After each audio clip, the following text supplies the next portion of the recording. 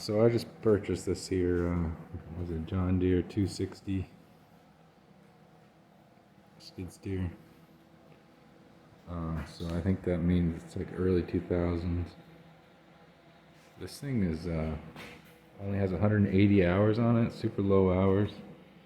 You know, all the pins are really tight, and you know, you can tell it hasn't been used much. There's still paint on the step. I've never seen that. But yeah, heated cab, AC. The only problem is it has a bad blown head gasket on this little 3-cylinder John Deere. It's a little, I don't even know, I think it's only like a 2-liter maybe. Oh yeah, he's already started pulling bolts out. So yeah, this place is sold, so it's got to be moved soon. So I'm probably gonna pull the head gasket today, and then get the parts ordered. I gotta find the engine ID tag on there and just make sure we get the right head gasket. Yeah, there we go. It's a 2.9 liter. I think that, yeah, 2.9 liter. It's a 3-cylinder. It's got a little tiny turbo. Oh, hold on. There we go. Yeah, a little tiny turbo. 2.9 liter. But yeah, the milk shaking here is telltale. Yeah, that's water cooling in the oil. So I'm gonna drain that. And just try to start it before we take the head off. I don't know why, but I just want to see if it turns over. Alright folks, I'm going to put some biodiesel in there. I just put some diesel fuel treatment. This thing's been sitting about 5 years. But yeah, lights, AC. I mean, this is a nice unit. So, draining the oil on the new skid steer, and all that came out at first was water. Now it's milky shit. So that's a bad sign. Oh yeah, yeah. That's what you don't want from your brand new machine. Milky, watery. Not good, but we got a deal. So I don't mind doing a little work, and the head gasket's the only thing wrong with it, and that's still a good deal. So this looks like it's gonna take a long time to drain, so I'll let you know.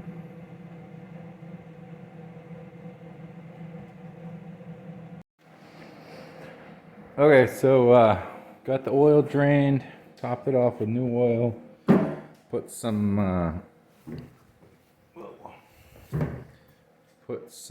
hydraulic fluid in there. The coolant, there's no coolant in it, so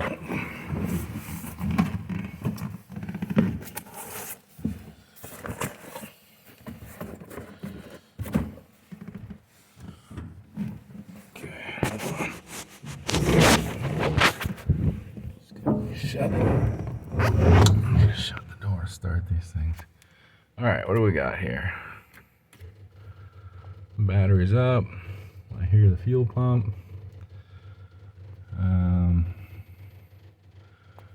don't know. Let's see what happens.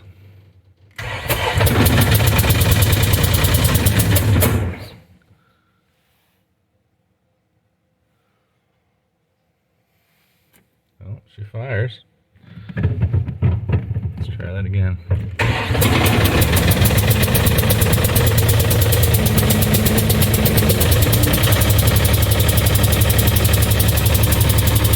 Yeah, you definitely hear the mist in there.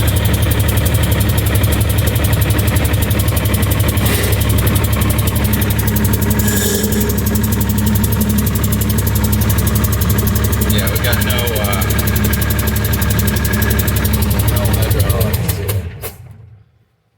Okay, well, it runs.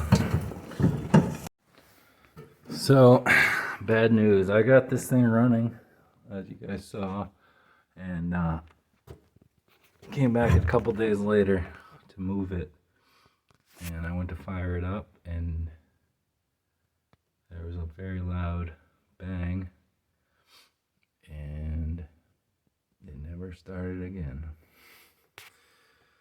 So, I know the head gasket's bad. You can see it hanging out of the block. So, in worst case scenario, we bent a connecting rod, damaged the liner, broke a piston. I don't know. But we're about to find out. I'm going to start taking this cover off, get the air intake off of there. I'm going to leave the turbo on, leave the exhaust manifold on there, hopefully. So all I got to do is disconnect the fuel rail. Going to just leave everything in the head that I can. All right, so we got most of the connectors off here and wires and stuff. And, I didn't want to take the exhaust off, but the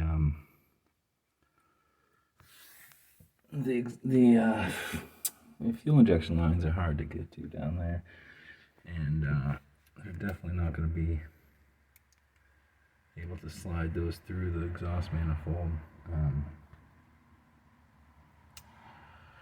I don't know, we'll see. But anyways, we got the rocker out of the way here, and it's covered with the oil water mix, but there's no rust in here, and it looks really clean,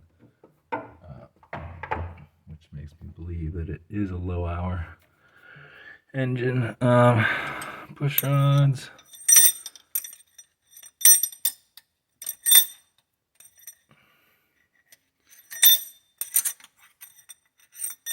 those all look fine. Yeah, those all look good. So hopefully that's not a valve hung up. I don't think it is. I think we're just looking at a bent piston. I have a bent connecting rod here. Alright, so I guess I gotta try my luck with these head bolts here. I mean, not the head bolts, the exhaust manifold bolts. And then we can start pulling head bolts here. But yeah, these little 3-cylinders are fun to work on. They're very small, but you know, relatively easy versus say like a V8 or something like that.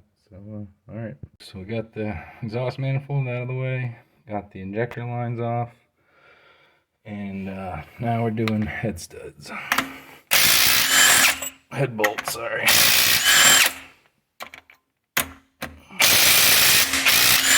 And that's on the bad cylinder.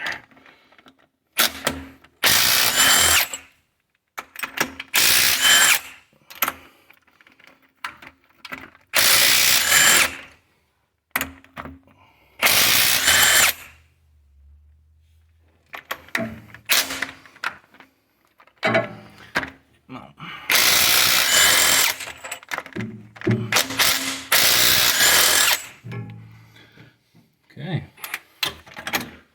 that's it. Oh, there's one right there.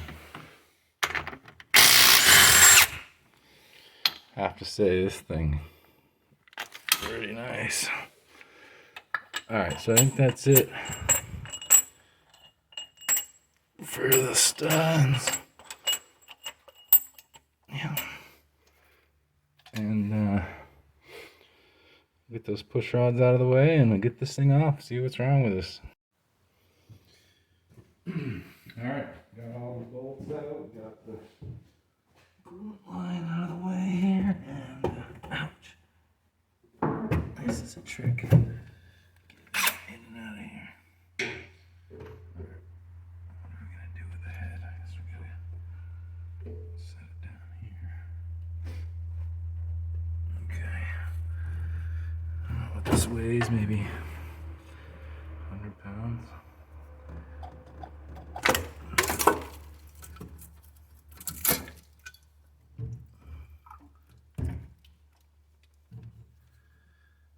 Okay. So, oh yeah, there's yeah, head gasket's blowing right out here. But,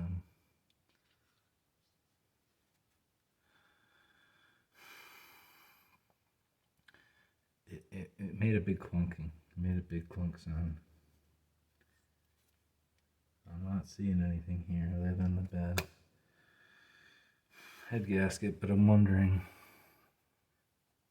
Oh yeah, see that's got a ring. I think it dropped. I don't know what's going on here. Oh. All right, that's pretty heavy.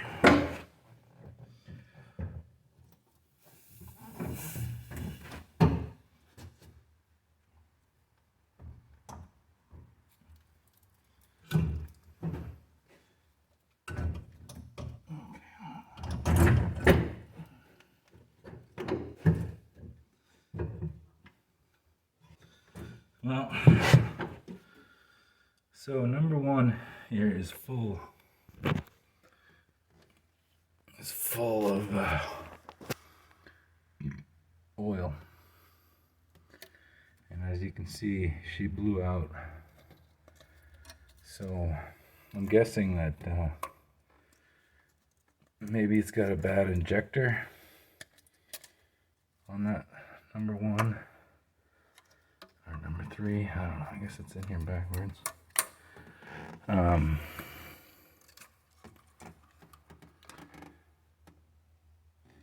Yeah, because that's not coolant in there.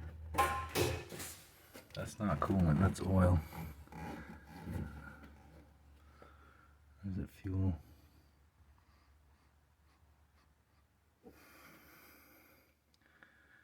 Maybe that is coolant.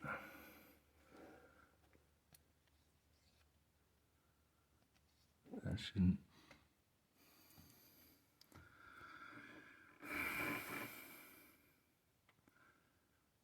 That's the only cylinder that looks good.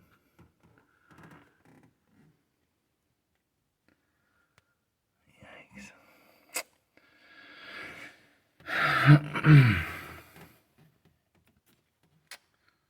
Oh, I guess that is water. Whatever it is, we gotta get it out of there. Yeah, that's just coolant. Which makes sense because these are probably the coolant passages right there. We gotta pull the oil pan off and take the piston and connecting rod out. And where's all that water coming from?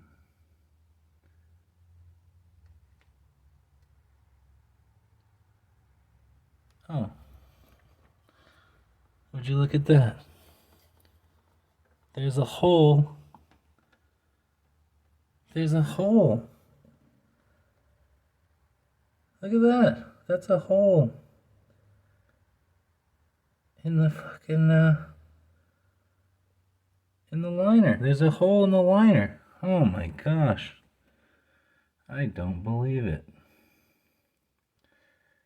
I cannot believe that. Wow. Wow. Okay. Well, we know what's wrong.